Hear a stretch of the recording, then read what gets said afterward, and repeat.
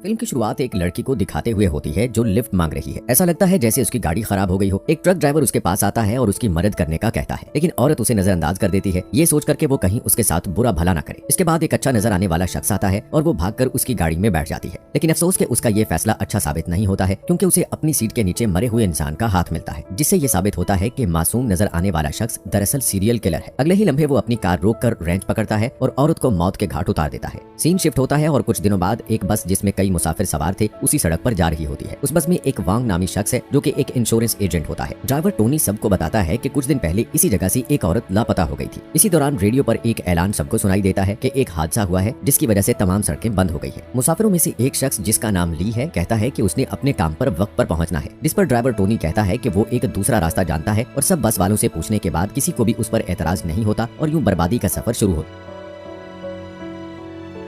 जाता है। रास्ते में वो एक अंधेरी सुरंग में दाखिल होते हैं, जिसके बारे में टोनी कहता है कि वो इस टनल को पहली बार देख रहा है। इसके बावजूद वो गाड़ी चलाता रहता है, लेकिन अचानक से एक आदमी बस के सामने आ जाता है और बस को रोकता है। हर कोई घबरा जाता है कि वो अंधेरी सुरंग के बीच में क्या कर रहा है, लेकिन वो शख्स मुसाफिर निकलता है और वो भी बस में चढ़ जाता है। ली जो अखबार पढ़ रहा होता है उसे पता चलता है कि ये आदमी एक क्रिमिनल है। वो छुपकर चोरी निकालता है। बस में दो खवातीन होती है, एक का नाम सारा जो कि एक मॉडल है और दूसरी जेंग जो कि प्रेग्नेंट होती है। बच्चों में दो बहन भाई, एक का नाम पार और दूसरा फ्रैंक होते हैं। टोनी देखता है कि 20 मिनट से बस चल रही है और अभी तक सुरंग क्रॉस नहीं हुई, इसलिए टोनी को शक होने लगता है कि कुछ तो गड़बड़ है। वो जानता है कि मुल्क की सबसे लंबी सुरंग सिर्फ 11 किलोमीटर लंबी है, जिसे क्रॉस करने में तकरीबन 10 मिनट लगते हैं। इसलिए सब वापस जाने का फैसला करते हैं जिस रास्ते से वो आए थे। लेकिन हैरत की बात यह है कि पूरी रफ्तार से सफर करने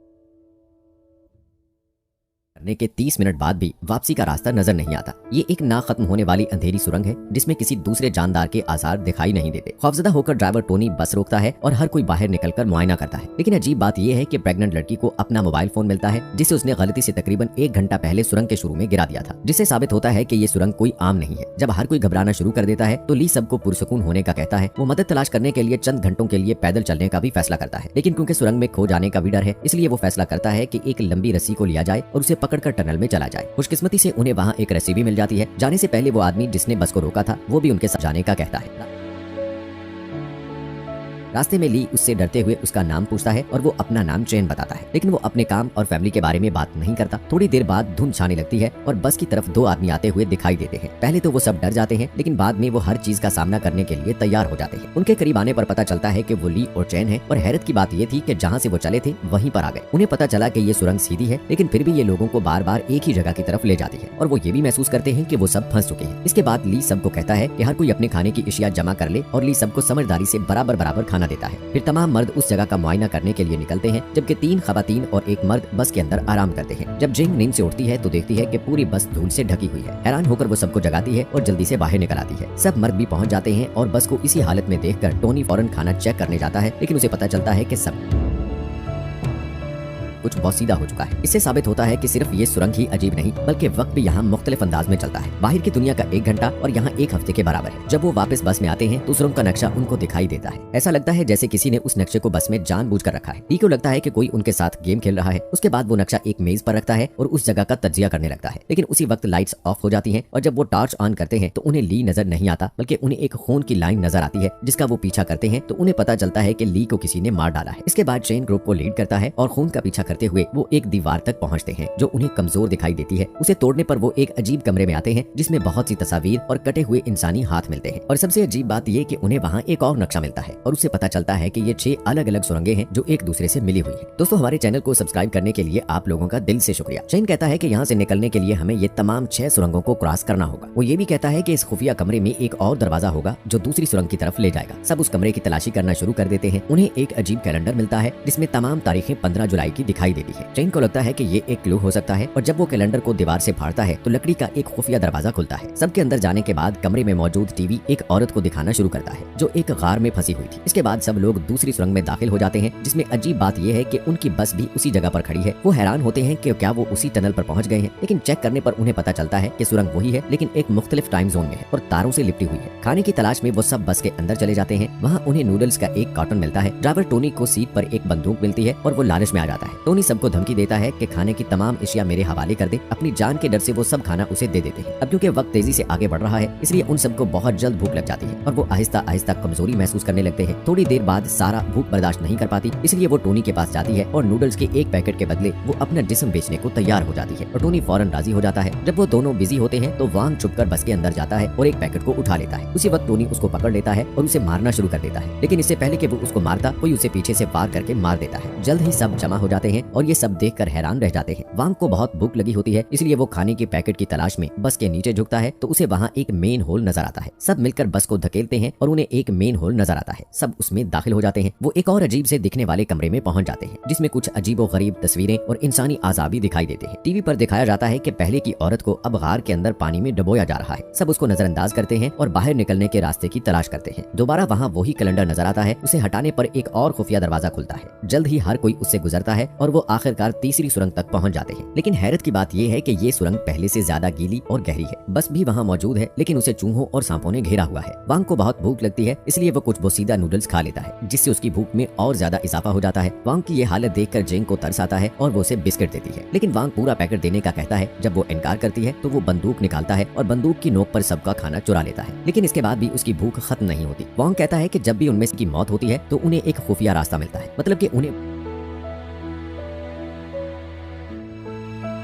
वो दीवार मिली जब ली को मारा गया था और मेन होल तब मिला जब टोनी को मारा गया, इसलिए वो बाकी बच जाने वालों में से एक को गोली मारने की धमकी देता है। चेन उसे पुरसकून करने की कोशिश करता है, लेकिन वो उसकी नहीं सुनता और जेंग को कहता है कि वो चेन के कंधे पर गोली मारे। इसके बाद वो पार्क और फैंग को कमरे में ले जाता है और उन्हें मारना पीटना शुरू करता है। जब फैंग अपने भाई को बचाने की कोशिश करती है तो वो उस पर फायर करके उसे मार देता है। पार्क अपनी बहन को आहिस्ता आहिस्ता मरते हुए देखता है। इस सब के बाद भी वांग नहीं रुकता और सारा का गला दबाने की कोशिश करता है, लेकिन इससे पहले कि वो ऐसा कर पाता, कोई उसे पीछे से आकर कत्ल कर देता है। अब 2 अफराद के मरने के बाद एक खुफिया रास्ता मिलता है, जिसके जरिए वो चौथी सुरंग तक पहुंचते हैं, जो कि एक साइकेडेलिक सुरंग है। वहां पहुंचकर जेंग और सारा बस के आसपास देखने लगते हैं। उस जगह पर सारा को विजन्स आने लगते हैं और वो मरे हुए लोगों को देखने लगती है। वहां से डरकर वो बाहर निकलती है और उसे लाशें पड़ी हुई नजर आती है। वहाँ उसे एक आईना दिखाई देता है और जैसे ही वो उसमें देखती है, कोई पीछे से आकर उसे खत्म कर देता है। चेन जेंग के पास वापस आता है, जिसने एक बच्चे को जन्म दिया है। बाकी बचे हुए 3 लोग आगे बढ़ते हैं, लेकिन रास्ते में पता चलता है कि छोटा बच्चा मर गया है। चेन जेंग को आगे बढ़ने के लिए कहता है, लेकिन तभी वो चाकू निकालकर उसे मार देती है। थोड़ी देर बाद वो एक कमरे में जाता है, वहाँ उसे एक एक्सपेरिमेंट के लिए रखा गया था। फिर हमें दिखाया जाता है कि एक फौजी मीटिंग चल रही होती है और यहाँ पर हमें पूरी कहानी का पता चलता है। एक आर्मी जनरल कहता है कि फिल्म के आगाज से ही सीरियल किलर जेम्स पकड़ा गया है, लेकिन अब वो कोमा में है और उसने कई लड़कियों को अगवा और कत्ल भी किया था। लेकिन सैयारा नामी लड़की अब भी जिंदा है और मसला ये है कि सीरियल किलर के अलावा कोई नहीं जानता कि वो कहाँ कैद है, क्योंकि वो कोमा में है, इसलिए उससे पूछगुछ भी नहीं की जा सकती। इसलिए फौज ने मुल्क के बेहतरीन ब्रेन रिसर्च इंस्टीट्यूट के साथ मिलकर जेम्स के ब्रेन में विजन्स के जरिए जाकर सैयारा का पता लगाने का फैसला किया है। अगले दिन एक साइकोथेरापिस्ट जेम्स को होश में लाने में कामयाब हो जाता है और वो साइकोथेरापिस्ट कोई और नहीं बल्कि ट्रेन होता है। यहाँ हमें ये भी पता चलता है कि वो सैयारा ट्रेन की बीवी है। इससे पहले हमने जो भी देखा वो जेम्स के विजन में हो रहा था। अगले दिन के एक्सपेरिमेंट में दीवार पर लगे कैलेंडर से उन्हें क्लू मिलता है। उन्हें पता चलता है कि ट्रेन की बेबी एक दरिया के करीब कैद है, लेकिन मसला ये है कि मूसलाधार बारिश की वजह से सूरत हाल तशवीशनाक होती जा रही है और अगले 30 घंटों में दरिया के दोनों किनारों पर मौजूद तमाम गारें पानी से भर जाएंगी, जिससे सैयारा की जिंदगी खतरे में है। आर्मी जनरल चीन के पास आता है और चीन उसे पूछता है कि हर कैलेंडर पर 15 जुलाई क्यों लिखा होता है, जिस पर चीफ बताता है कि इसी दिन सीरियल किलर के माँ बाप मर गए थे और इसी दिन उसके बाप को पता चला था कि उसकी माँ का एक ड्राइवर के साथ नाजायज ताल्लुक है और दोनों के दरमियान झगड़ा हुआ, जिस पर उसकी माँ ने उसके बाप को छुरा घोंप दिया। जब ट्रेन जेम्स के दिमाग में दाखिल हुआ तो उसका मिशन टनल से बाहर निकलता था ताकि जेम्स कोमे से जाग सके, इसलिए उसने ये नहीं सोचा था कि इतनी शख्सियात होंगी। इसी तरह चेन को इन सब के साथ बातचीत करनी पड़ी ताकि वो अपनी बीवी की कैद के बारे में जान सके। चेन का असल मिशन असल मुजरिम को तलाश करना था। ली एक बेहतरीन शख्स था जो जेम्स से मुशाबहत रखता था। चेन ने सोचा था कि ली जेम्स को इस ग्रुप से बाहर निकाल सकता है, लेकिन बदकिस्मती से वो सुरंग में लाइट्स जाने के बाद अचानक गायब हो गया। दूसरा शख्स ड्राइवर टोनी था जो एक वसीला आदमी था और ये भी जेम्स से मुशाबहत रखता था। तीसरी और चौथी शख्सियत वांग सेल्समैन और मॉडल सारा थी जो जेम्स के माँ बाप से मुशाबहत रखते थे, क्योंकि जेम्स का बाप सेल्समैन और उसकी माँ एक मॉडल थी। पांचवी और छठी शख्सियत वो जुड़वा बच्चे थे जो उसके बचपन की शख्सियत से मुशाबहत रखते थे। लेकिन एक और शख्सियत है जो बस में नहीं थी और हमेशा अंधेरे में छुपी रहती है। ये वो शख्सियत है जिसने ली, टोनी और वांग को छुपकर कत्ल किया था। लेकिन मजीद जानने के लिए चेन को एक और तजर्बे की जरूरत थी। अगले दिन चेन बराह रास्त जेम्स का सामना करता है और अपनी बीवी के ठिकाने का पूछता है, लेकिन जेम्स उसे कुछ नहीं बताता और उसे अपने मुख्तलिफ हिस्सों में ले जाता है जहाँ उसकी जिंदगी के मुख्तलिफ वाक़े थे। चेन पार्क का सामना करता है जो जेम्स की सबसे सबसे कमजोर शख्सियत है। चेन उसे अपनी बीवी के बारे में पूछने की कोशिश करता है, लेकिन उसकी जुड़वा बहन फेंग उसे रोकती है। इसके बाद चेन एक सिनेमा हॉल पहुंचता है, जहां उसका सामना सुरंग के अंदर होने वाले तमाम कत्ल के पीछे असल बुराई से होता है और उसे पता चलता है कि वो कोई और नहीं बल्कि खुद चेन है। और हमें ये भी पता चलता है कि जेम्स इतना बुरा है कि जो उसे देखता है वो भी सीरियल किलर की तरह सोचने लगता है। बुरा चैन नहीं चाहता कि सियारा को बचाया जाए, इसलिए उसने सुरंग के अंदर मौजूद सब लोगों को एक एक करके मार डाला और साथ ही छोटे बच्चे को भी। अचानक पार्क स्टेज पर आता है और चेन की बीवी सियारा को मारने की कोशिश करता है, लेकिन आखिरी लम्हे में वो पीछे हट जाता है। मौका देखते हुए चेन पार्क के पास जाता है और उसे जगाकर अपनी बीवी के ठिकाने के बारे में पूछता है। पार्क उसको बता देता है और वो वहाँ से चला जाता है। इसके बाद ब्रचैन और असली चैन एक दूसरे के आमने सामने आते हैं और एक दूसरे के साथ लड़ना शुरू कर देते हैं, लेकिन ब्रचैन इस पर हावी हो जाता है और ये जाहिर करता है कि उसे कोई नहीं हरा सकता। इसके बाद हम देखते हैं कि बहुत ज्यादा बारिश होने लगती है और सियारा गर्दन तक पानी में धंस जाती है और डूब कर मरने के करीब होती है। असली चैन जेम्स से अपनी दुनिया में वापस जाने की इल्तिजा करता है, लेकिन वो उसकी बात नहीं सुनता। इसके बाद असली चैन एक मंसूबा बनाता है और उसे एहसास होता है कि वो अगर एक नाकाबिले तसव्वुर काम करता है तो बुरा चैन भी मर जाएगा और उसके साथ ही जेम्स के अंदर की तमाम बुराइयां दूर हो जाएंगी। और जैसे ही वो ऐसा करता है तो बुरा चैन खत्म हो जाता है और अस्पताल में जेम्स जाग जाता है और एक बदला हुआ आदमी नजर आता है। वो सबको सियारा के मकाम के बारे में बताता है। इस तरह सियारा को वक्त पर बचा लिया जाता है, लेकिन फिल्म के आखिर में हम चेन को ना खत्म होने वाले टनल में घूमता हुआ देखते हैं और हमें पता चलता है कि वो कभी वापस नहीं आ सकता। मूवी की एक्सप्लेनेशन पसंद आई है तो हमारे चैनल को सब्सक्राइब करें। मिलते हैं अगली वीडियो।